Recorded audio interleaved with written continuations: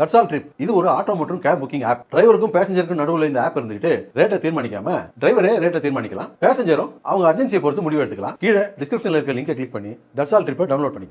திருவாரூர் அருகே நடுவழியில் பழுதாகி நின்ற அரசு பேருந்து பழுதாகி நின்றதால் பொதுமக்கள் அவதியடைந்தனர். கமலாபுரம் அருகே அரசு பேருந்து திருவாரூரிலிருந்து மன்னார்குடி செல்லும் நடுவழியில் பழுதாகி நின்றது. பேருந்தை சரி செய்ய பல மணி நேரமான நிலையில் பயணிகள் பேருந்தில் இருந்து இறக்கிவிடப்பட்டு சாலையின் ஓரம் நின்றனர். அவ்வழியாக சென்ற நாகை நாடாளுமன்ற உறுப்பினர் வை செல்வராஜ் தனது காரில் இருந்து இறங்கி சாலையில் நின்ற பயணிகளிடம் பிரச்சினை குறித்து கேட்டறிந்தார். பின்னர் மாற்று பேருந்தை வரவழைத்து பயணிகளை அதில் ஏற்றி அனுப்பிய சம்பவம் நெகிழ்ச்சியை ஏற்படுத்தியுள்ளது.